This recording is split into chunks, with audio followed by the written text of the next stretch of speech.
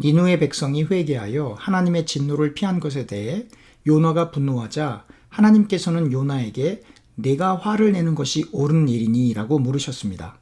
하지만 요나에게 어떠한 강압적인 하나님의 꾸지람이나 제재가 있지 않았습니다. 요나는 하나님의 선지자지만 요나는 전심으로 하나님의 뜻을 따라가는 하나님의 종이 아니었습니다. 요나는 하나님의 뜻보다는 자신의 감정과 생각이 앞섰습니다. 그러나 물고기 뱃속에서 하나님께 기도하고 하나님을 높여 하나님의 은혜와 용서를 통해 육지로 나오게 되었고, 하나님의 말씀에 따라 니느웨 백성에게 40일이 지나면 니느웨가 무너진다라는 내용을 하루 동안 다니며 외쳤습니다. 하지만 막상 니느웨 백성이 회개하여 하나님의 진노를 피하자 요나는 다시 자신의 감정과 생각에 압도당하여 분노했습니다.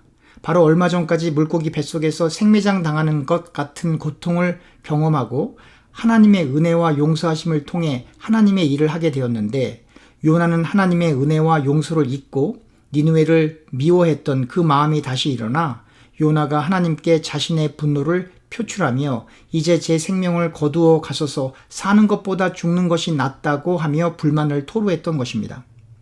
어쩌면 이것이 우리의 모습인지도 모르겠습니다. 우리 역시 요나처럼 하나님의 말씀을 알면서도 하나님의 말씀과는 정반대로 생을 살아가면서 너무 쉽게 다른 사람을 정죄하고 너무 쉽게 자신의 생각과 감정에 압도되어 무엇이 하나님 앞에서 옳은 일인지 생각하지 않습니다. 그래서 자신의 생각과 감정을 표출함으로 주변에 있는 사람들에게 상처 주고 하나님 앞에 범죄할 때가 있는 것입니다. 요나가 하나님의 용서와 은혜를 잊어버려 자신은 니느웨 백성보다는 더 낫다라는 민족적 우월감으로 인해, 그리고 니느웨 백성은 하나님 앞에 죄를 지어 용서받을 수 없는 사람들이라고 하는 사고가 자신의 전의식으로 작용하여 니느웨 백성이 회개했음에도 불구하고 니느웨 백성에게 재앙을 내리지 않는 하나님의 뜻에는 동의할 수가 없었던 것입니다. 니느웨는 아시리아 제국의 주요 도시로 아시리아의 힘이 막강해져서 이스라엘에게 위협적인 존재였습니다. 그 시기는 주전 793년에서 주전 752년 혹은 753년 사이에 여로보암 2세가 북왕국 이스라엘을 다스리는 시기였으니 이스라엘 백성으로서 요나가 니느웨를 싫어하고 미워하는 것은 당연합니다. 인간적으로 충분히 이해할 수 있는 역사적 상황이지만, 그러나 요나는 선지자로 부름을 받았습니다. 선지자는 자신의 소견을 버려야 하는 주의 종입니다. 선지자는 철저히 자기 부인을 하여 오직 하나님의 말씀을 가감하지 않고 있는 그대로 전해야 하는 하나님 나라의 사신입니다. 거기에 어떤 개인적인 혹은 민족적인 생각이 가미되어서는 안 되는 것입니다.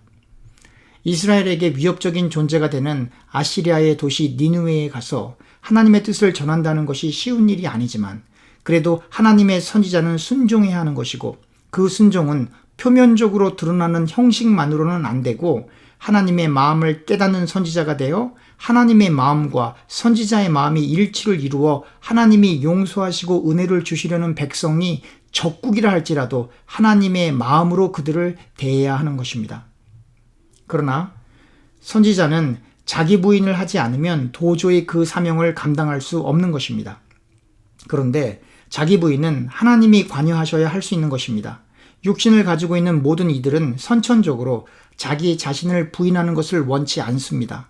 오히려 자기 자신을 더욱 드러내고 자기 자신이 인정받고 존경받기를 원합니다.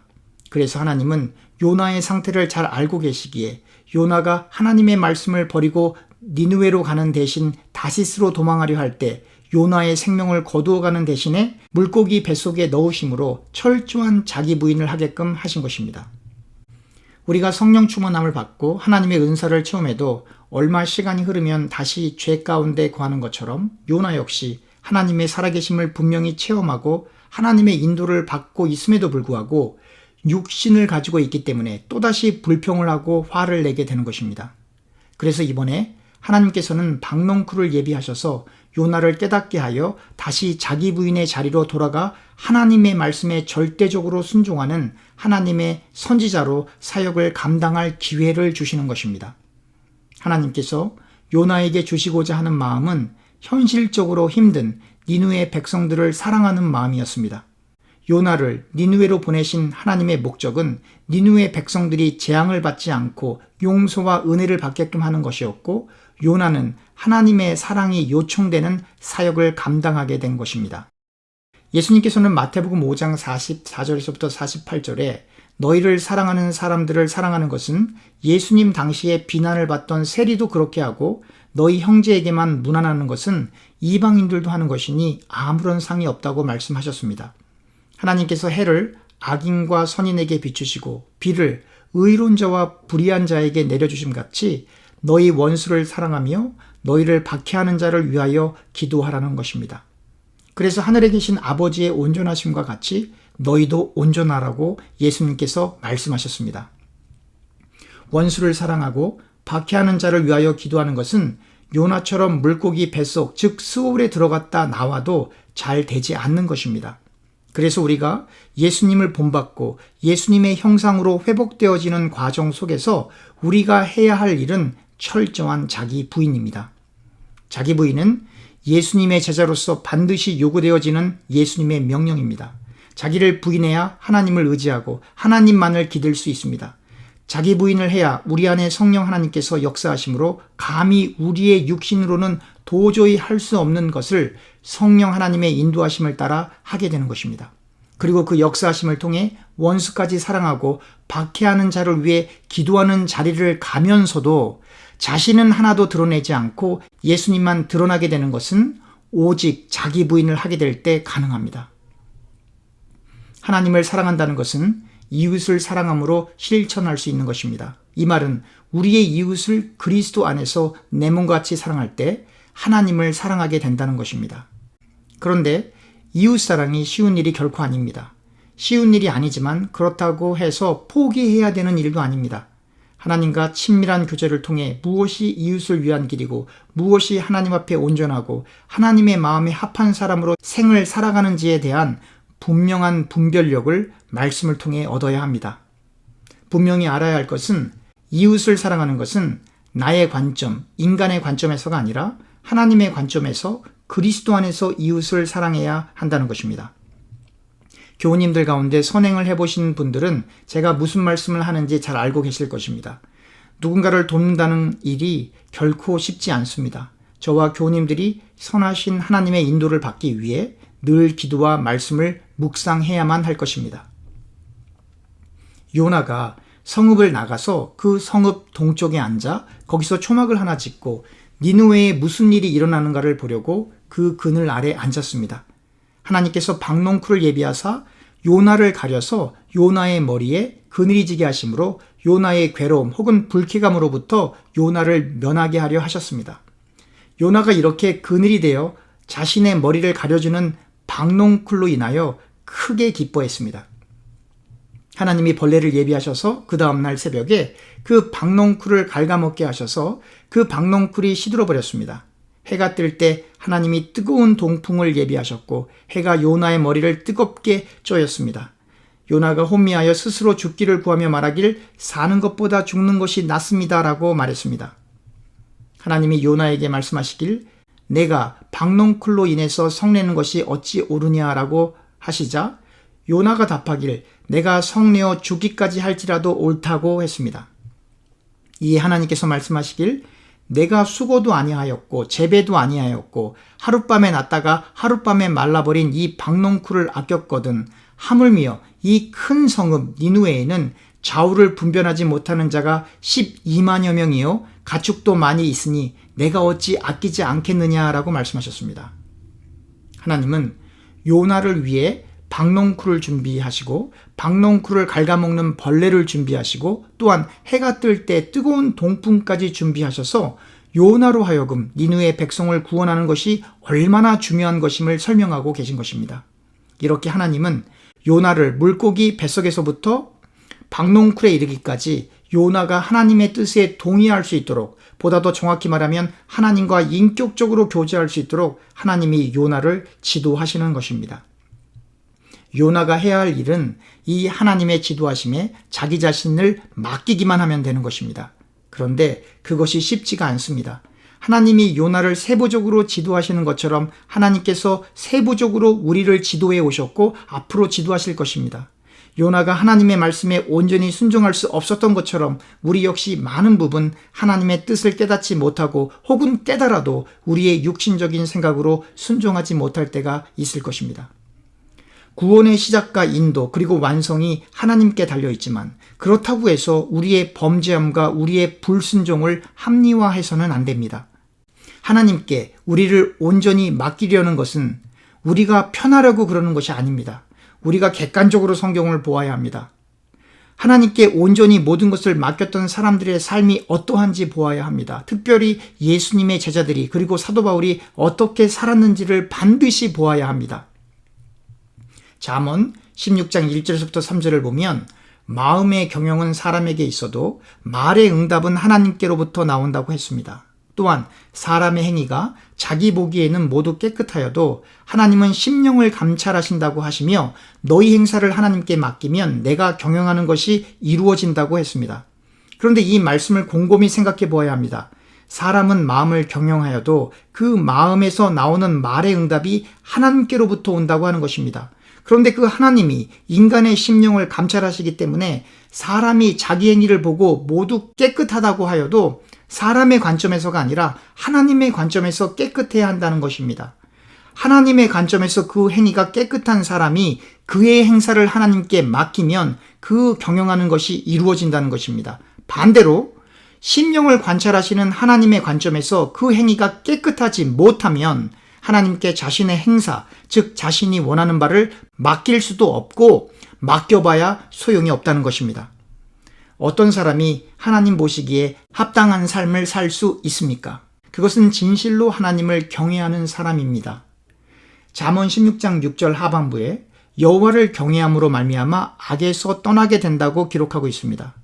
여호와를 경외함으로 악에서 떠나게 되어 잠언 16장 7절에 사람의 행위가 하나님을 기쁘시게 하면 그 사람의 원수라도 그와 더불어 화목하게 하신다고 하셨고 8절에 적은 소득이 공의를 경하면 많은 소득이 불의를 겸한 것보다 낫다고 하시며 9절에 사람이 마음으로 자기의 길을 계획할지라도 그의 길을 인도하시는 이는 여호와 즉 하나님이시라고 합니다.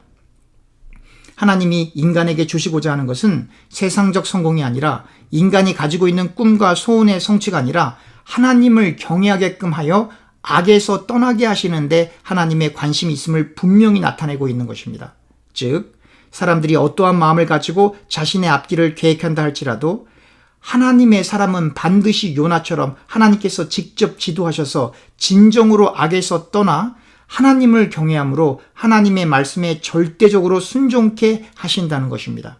그래서 적은 소득이 공의를 겸하면 많은 소득이 불의를 겸한 것보다 낫다고 잠언 16장 8절에 하나님의 뜻을 정확하게 전달하고 있는 것입니다. 하나님의 공의가 무엇입니까? 좀 전에 예수님의 말씀에서 살펴보았듯이 원수를 사랑하며 박해하는 자를 위하여 기도하는 것이 하나님의 공의를 실천하는 것입니다. 왜 그래야 하나요? 그것이 하나님의 뜻이고 하나님께서 먼저 십자가에서 그 공의와 사랑을 실천하셨고 예수님께서는 우리가 우리 자신을 부인하고 우리의 십자가를 메고 좁은 문으로 들어가 철저한 자기 부인을 통해 우리 속에 처음부터 일하셨던 성령 하나님이 우리를 그리스도의 형상으로 회복시키시게끔 우리가 하나님께 모든 것을 맡기기를 원하시기 때문입니다. 많은 사람들이 성령의 인도를 받자라고 하지만 실상 사람들은 요나처럼 자신의 생각과 감정으로 똘똘 뭉쳐져 하나님이 일하실 틈이 없을 정도로 하나님의 관점에서가 아니라 사람의 관점에서 성경을 이해하는 경우가 많이 있습니다.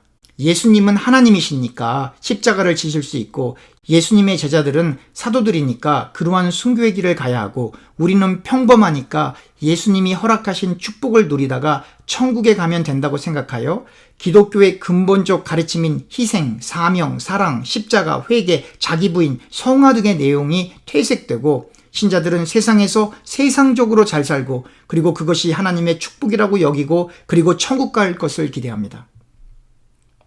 그러나 성경은 분명히 이야기합니다. 마태복음 7장 13절에서부터 14절에 좁은 문을 들어가라고 하시며 멸망으로 인도하는 문은 크고 그 길이 넓어서 넓은 문으로 들어가는 사람이 많고 생명으로 인도하는 문은 좁고 길이 협착하여 찾는 자가 적다고 말씀하십니다. 사랑하는 교우님들, 좀 전에 살펴보았듯이 하나님은 사람의 심령을 감찰하시는 분이십니다. 사람이 생각할 때 이 정도쯤이면 깨끗하지 해봐야 소용이 없습니다. 다시 말하면 사람 스스로 그 어떠한 수련, 명상, 선행, 고행을 해도 하나님 보시기에 깨끗한 사람이 아닌 것입니다. 오직 예수님의 보혈을 통해 죄사함을 받은 사람만이 그 예수님의 보혈로 그 사람이 가려지고 예수님의 옷으로 옷을 입게 되어 의롭게 여김을 받아 하나님 보시기에 깨끗한 사람이 되는 것입니다. 그리고 이 예수님의 보혈의 은혜를 아는 사람, 이 예수님의 보혈의 은혜를 깨달은 사람은 하나님을 경외할 수밖에 없고 넓은 길, 즉 육신의 정욕, 안목의 정욕과 이생의 자랑을 따라가라고 밀어도 못 가는 겁니다. 절대로 따라갈 수가 없는 것입니다. 세상에 들어가 신자 스스로가 의도적으로 예수님을 믿지 않는 사람들과 구분되는 것이 아니라 하나님의 사람, 예수의 사람이 세상에 들어가면 자연스럽게 구분이 되는 것입니다. 마치 어둠 가운데 빛이 들어가면 그 주변이 환하여져 빛을 가릴 수 없는 것처럼 그렇게 그리스도의 향기가 나타납니다. 그때 핍박이 오기도 하고 전도의 문이 열리기도 하는 것입니다.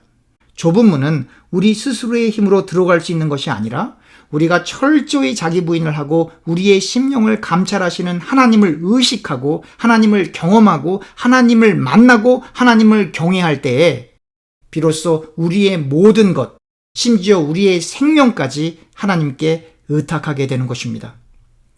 마지막으로 요나 4장 11절에 니느웨에 좌우를 분별하지 못하는 자가 12만여 명이 있다고 하나님께서 요나에게 말씀하십니다. 사랑하는 교우님들, 세상에서 아무리 많은 돈을 가지고 있고 명예와 학식이 있어도 하나님을 경외하지 않고 좁은 문으로 들어가지 않는 사람은 좌우 분별을 하지 못하는 사람들입니다. 절대로 세상에서 성공한 사람들을 부러워하지 마십시오. 넓은 길의 끝이 어디이신 줄 아시지 않습니까? 예수님의 사람은 예수님을 믿는 그 자체로 모든 것을 다 얻었습니다. 이 귀한 말씀을 깨달을 수 있기를, 그리고 좁은 길의 끝에서 예수님의 품에 함께 안길 수 있기를 간절히 소원합니다. 기도합시다. 하나님, 좁은 문으로 들어가기 원합니다. 하나님을 경외하기 원합니다. 우리의 죄성을 성령의 불로 훨훨 태워주시고 오직 하나님만을 소망하며 하나님의 말씀 가운데 거하도록 우리에게 성령의 충만함을 허락하여 주시옵소서. 예수님의 이름으로 기도합니다. 아멘.